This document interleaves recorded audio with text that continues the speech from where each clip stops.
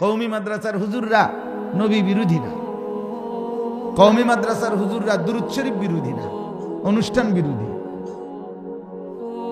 কিছুটা বিরোধিতা করলে, বিদআত বললে, যাই আমরা বলতে চাই সেটা বলি আমরা অনুষ্ঠানটাকে, আমরা দুরূদ শরীফকে বেদাত বলি না। রাসূলুল্লাহ সাল্লাল্লাহু আলাইহি সাল্লামের দুরূদকে বেদাত বলি না। শুধু শুধু ভুল বুঝবেন না, বোকামি করবেন না। আপনি স্পষ্ট হইতে চেষ্টা করেন যে হুজুর বিরোধিতাটা করে কি, উনি কি বলতে চাচ্ছে এইটা আগে শুনেন। আপনি যে ওনারে বললেন যে ওই নবীর দুশমন, ও ওয়াহাবি, তো আপনি আগে এটা বুঝে নেন যে আমি কি কারণে কইছি কথাটা।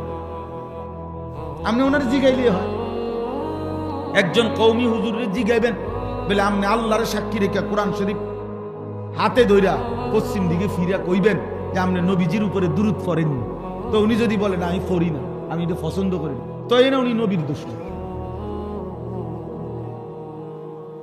কথা বুঝেন নাই আপনি? তাইলে না আপনি বলবেন। তা আপনি এটা জিজ্ঞাসা করেন, আপনি কোন কওমি মাদ্রাসার হুজুর যখন নবী সাল্লাল্লাহু আলাইহি সাল্লামের নাম নেয় জুমার বয়ান মাহফিল, তো উনি সাল্লাল্লাহু আলাইহি সাল্লাম বলে কিনা আপনি এটা খেয়াল করবেন যে উনি কয় কিনা। যদি বলে তো উনি দুরূদ শরীফের বিরোধী হইল কই? উনি তো পড়ে। কথা বলেন না? তাইলে আপনি জিজ্ঞাসা করেন, আমরা যেই শায়েখের মুরিদ, আমার শায়েখ আল্লামা মুফতি মুশতাকুন নবী কাসেমি, তা আমরা তো সকাল সন্ধ্যা আমাদের শায়েখের পীরের ওজিফা, সকালে 100 বার, সন্ধ্যায় 100 বার, কমপক্ষে দিন রাতে 200 বার দুরূদ শরীফ পড়া, এটা তো আমাকে পীরের ওজিফা, শায়েখের ওজিফা। তো এটা তো আমি দুরূদ শরীফ পড়বো না কেন? নবী সাল্লাল্লাহু আলাইহি ওয়াসাল্লামকে ভালোবাসবো না কেন? বুঝেন নাই? প্রতিনিয়ত প্রত্যেক বেলার ওযুর সাথে মিসওয়াক করতে চেষ্টা করি, তা আমি নবীর দুশমন হব কেন? যেদিন থেকে দাড়ি উঠা শুরু করছে সেদিনের পর্যন্ত কোনোদিন একটা দাড়ি এক সুতা কাটি নাই, ছোটও করি নাই, সাইজও করি নাই, ডিজাইনও করি নাই। আমি নবীর দুশমন হব কেন? ঘরে বাইরে সর্বদা চেষ্টা করি দস্তরখান বিছাইয়া খানা খাইতে, আমি নবীর দুশমন হব কেন?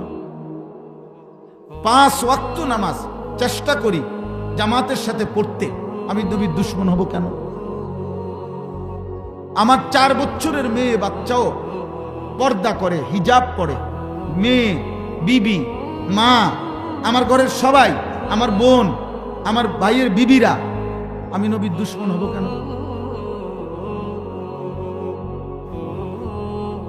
কথা বলেন না কেন? মানে একটা যুক্তি তো থাকতে হবে। এতে বেড়া যে নবীর দুশমন, এতে যে ওয়াহাবি কি লেগা কিতা, সমস্যাটা কি? ওয়াহাবি কিতা, এটা কি পলিথিন না প্লাস্টিক? এটা কি? একজন মুসলমান জিজ্ঞেস করবে, ও যে কয় হেরে বলবেন, আগে বিষয়টা বলেন হুজুর, আপনি বলতে কি বলতে চাইছেন? ওয়াহাবি বলতে কি? ওয়াহাবিরে কি ত্রুটি কারণে, কি কারণে এটা গালি? ও তাহলে উনি একটা কিছু তো বলবে আপনারে, যে উনারা ওয়াহাবি বলে তাদেরকে যারা লুঙ্গি মাথাত বাঁধে নাকি, যারা পাঞ্জাবি খুললা পায়ের নিচে পড়ে, আপনি একটা কিছু তো কইব, তো এটা মিলাইয়া দেখবেন। কথা বোঝেন নাই কেন? এটা মিলাইয়া দেখবেন, খালাস, আপনি মিলাইবেন, তাইলে তো চলবে। এই জন্য কোনোভাবেই দোস্ত, নতুন প্রজন্ম তোমাদেরকেও বলি, ধোকা খাবা না, ধোকা খাইবা। তুমি আমি প্রত্যেকেই আল্লাহ তাআলার কাছে যেতে হবে।